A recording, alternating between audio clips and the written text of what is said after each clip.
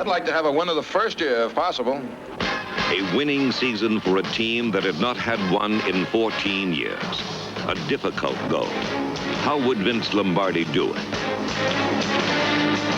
It started with Sonny Jerkins reporting in the best condition of his career for Lombardi.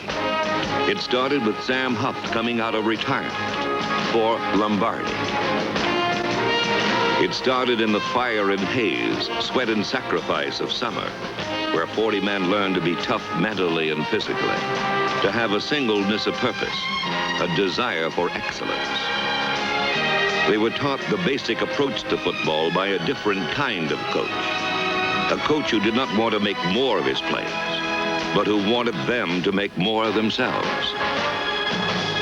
It wasn't easy, and the results weren't guaranteed. Only the coming season held the answers. And at the end of summer, as the Redskins prepared for their first game in New Orleans, they could be sure of only one thing. There were no quitters left. Last year, in New Orleans, the Saints fans had a message, and the Redskins defense went to work on it.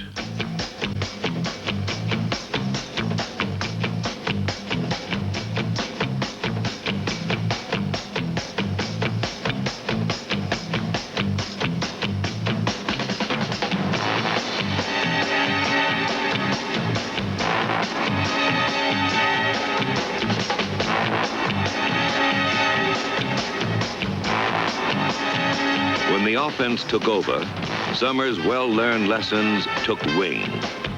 Sonny Jerkins zeroed in on the all-pro tight end Jerry Smith for one touchdown.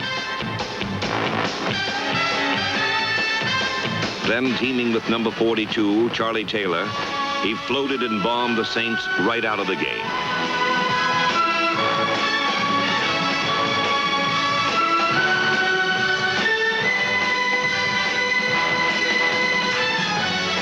Summer's sacrifices became a receding memory, forgotten in the ecstasy of victory, sweet victory. Nevertheless, the first win was the sweat of summer. Next to Cleveland. Washington led late in the game. But the Browns slipped in under the wire, and the Redskins' record stood at 1-1.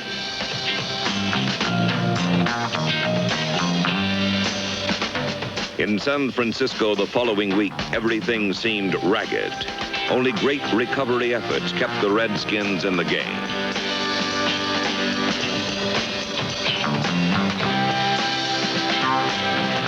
But the 49ers led late in the last quarter. And a ragged score was better than none as Washington settled for a last-minute tie.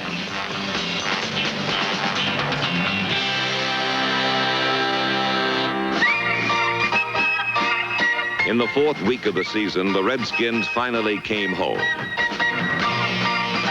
Thus far, it had looked like any other of the past 14 years. But filled with hope, the Washington fans came to see if this team, with this coach, was really any better. As far as St. Louis was concerned, the answer was quite plainly yes. First, number 37, Pat Fisher, intercepted to set up a score by Larry Brown.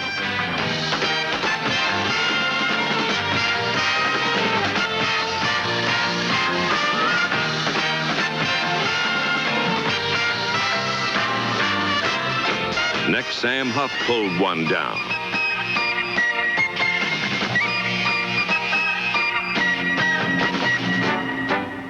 In a sideline conference, coach and quarterback set the play.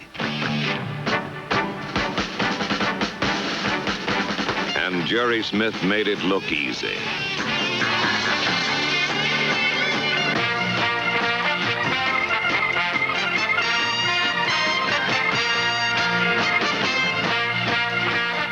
The Cards had to throw to catch up.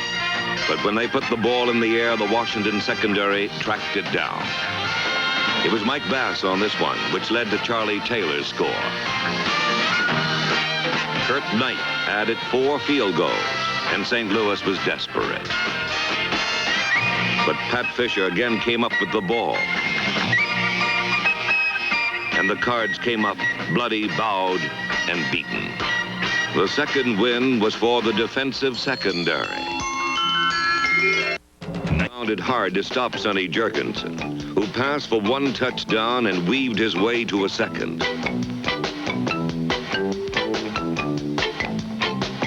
That was all the Redskins needed. Because the defense, led by its hitters and crushers, gave up only 7 points. Like hounds after a fox, they ran Steeler quarterback Terry Hanratty into the ground.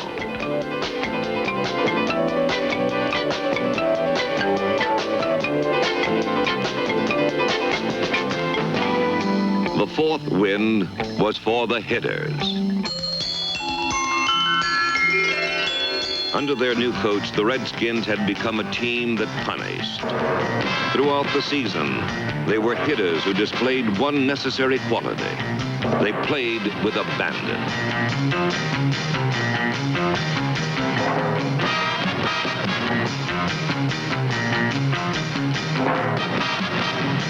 Dean of the hitters, middle linebacker Sam Huff personified the Lombardi credo.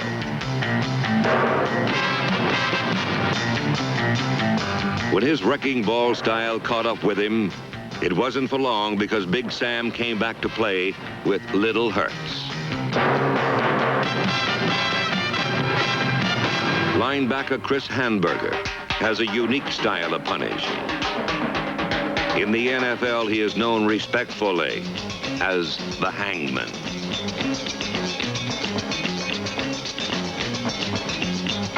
And many opponents came to learn the black and blue ballad of Big Sam and the Hangman.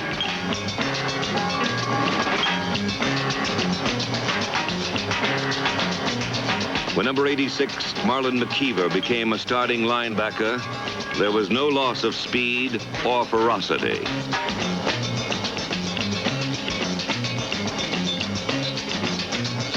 What the hitters didn't get to handle had already been doomed to the front line.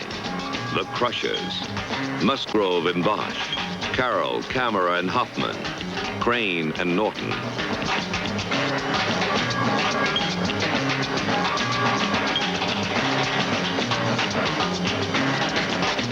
But even this power was sometimes harnessed by frustration. In rainy Baltimore, the Colts rolled over the Redskins with seeming ease.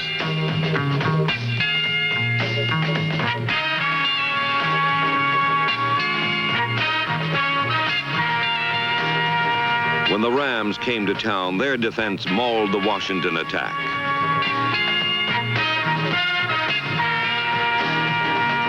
Dallas came with Rookie of the Year Calvin Hill, who proved his worth, and the Cowboys went home victorious.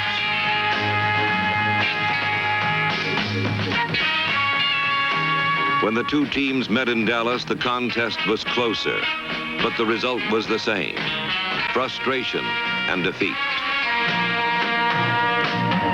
For the Redskins, the season's peak of frustration came at home on Flag Day.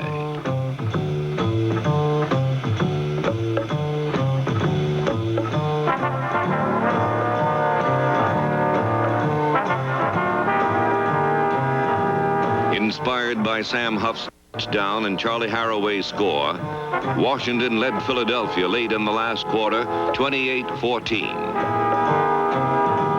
But the Eagles charged back. And with time almost gone, they went to the desperation bomb, which became the most controversial call of the Redskins season.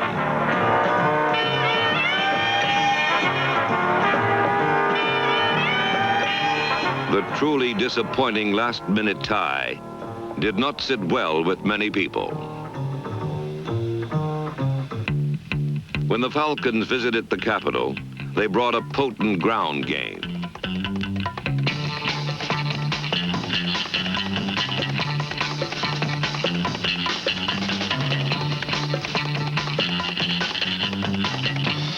However, the real ground power belonged to the Redskins. Number 43, Larry Brown, ran wild behind the blocking of Permuto, Rock, and Hawes, gaining 102 yards and scoring a touchdown.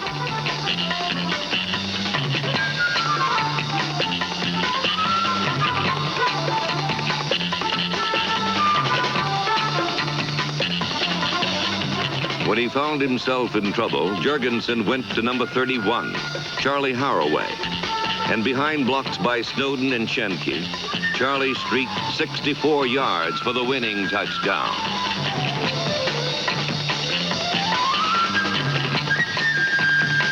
The fifth win was for the blockers and runners. Throughout the season, Charlie Haraway rammed and churned his way goalward.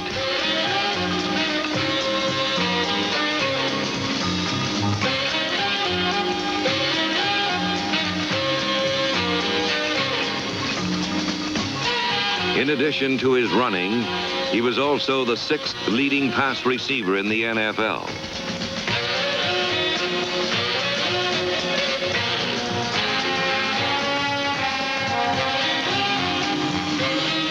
Larry Brown from Kansas State had some problems in the beginning.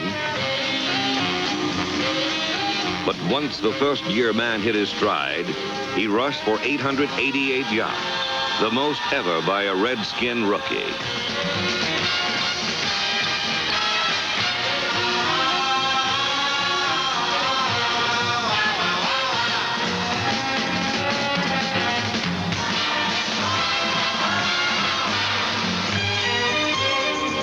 He pushed Calvin Hill for Rookie of the Year honors and ended up 4th in the league in rushing.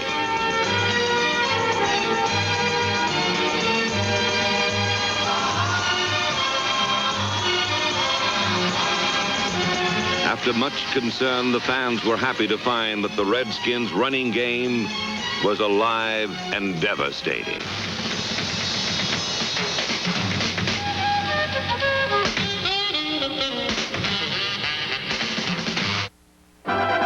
In the return match with the Eagles, Sonny was on his game, and revenge was in the air. But so was Sleet, and the AstroTurf became the Astro Rink. On the slick surface, Washington's fire sputtered and went out.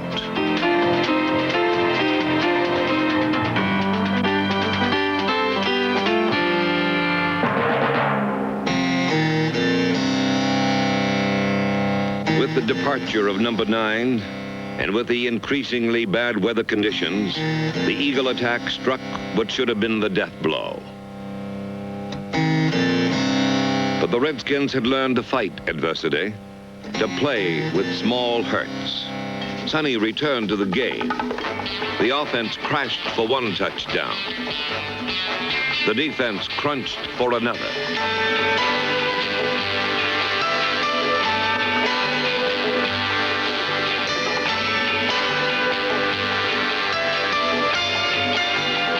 The golden arm fired, and Jerry Smith came up with a miracle. Revenge, sweet revenge. And time ran out on the Eagles' argument. The 6th win was for the passer and his receivers.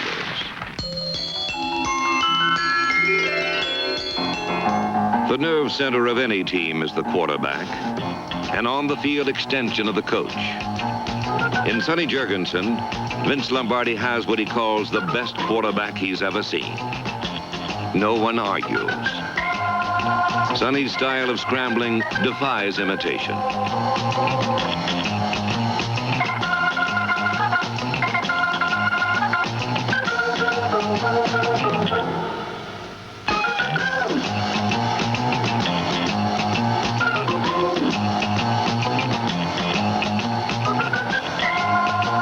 But what he does best is throw that seed. Throw that seed well enough to lead the league in passing as the only quarterback to throw for over 3,000 yards.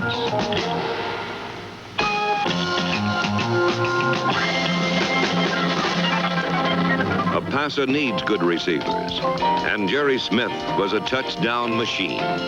In 3 of the last 4 years, he's been the leading tight end receiver in the NFL.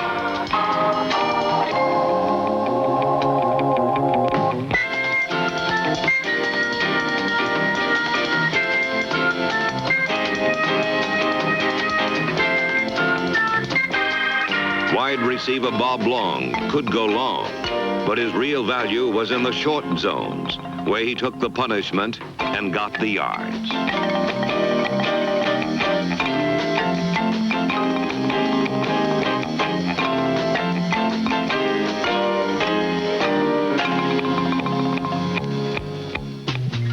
Wide receiver Charlie Taylor, always smiling, because he knows you're not going to get him. He'll get you.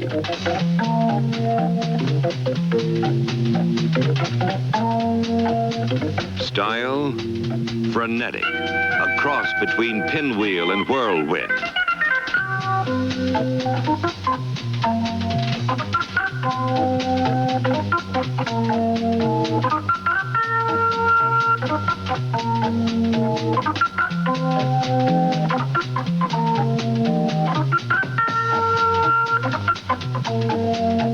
Moves uncanny and frustrating to most opponents.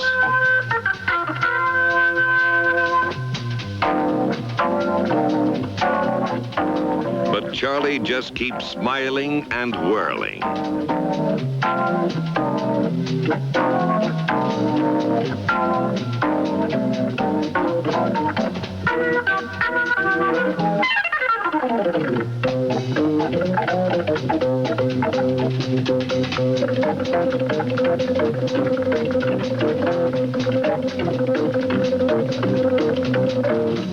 The only way to beat him is to cheat him. But if you cheat the NFL's second leading pass receiver, then you'll watch him going away.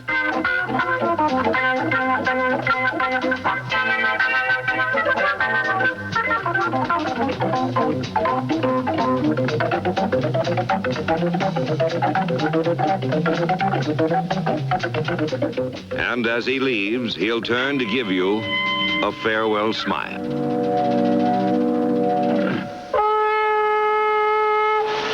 Redskins, go! Yeah, Washington! Yeah, Redskins! Go Redskins! Redskin luck, right here, Peanut. All right. Get him while the last is going fast. The Peanut Man is here last. Washington's last home game of the year was against the Saints. If they could win this one, they could show their fans a winner for the first time in 14 years. In the first half, the secondary smothered the Saints' air attack.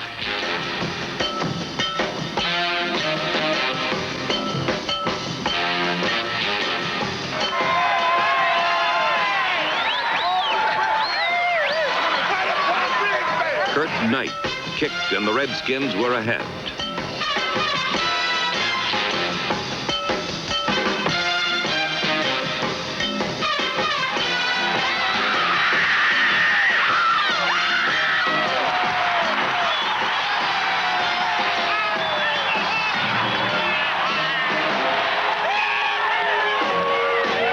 Two scores by Charlie Haraway made it 17-0 at the half. And the fans sensed a new day dawning in Washington.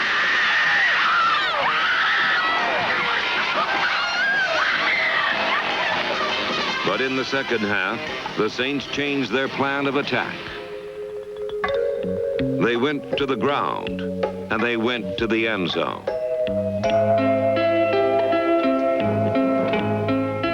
The game was slipping away, and with it, the Redskins' hopes for a winning season.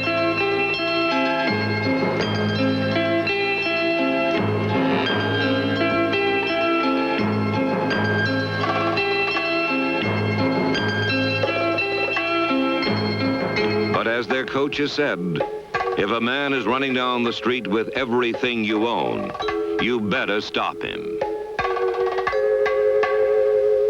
And the Redskins defense did just that.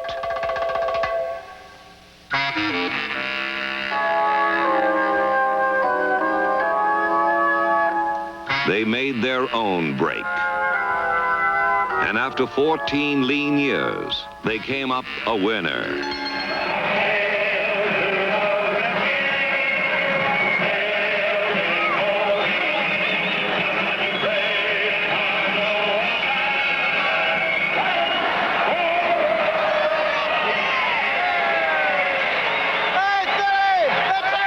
seventh win was for a man and a team. As Vince Lombardi left the field, the season must have echoed in his mind. I'd like to have a winner the first year, if possible. A winner the first year, if possible. They had won. They had won, and in every way possible. They had won with guts and sincerity.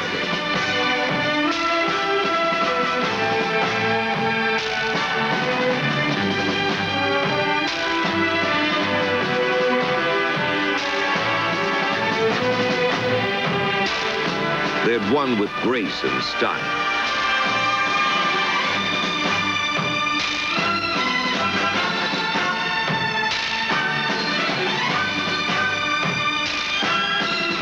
They had won with courage and singleness of purpose.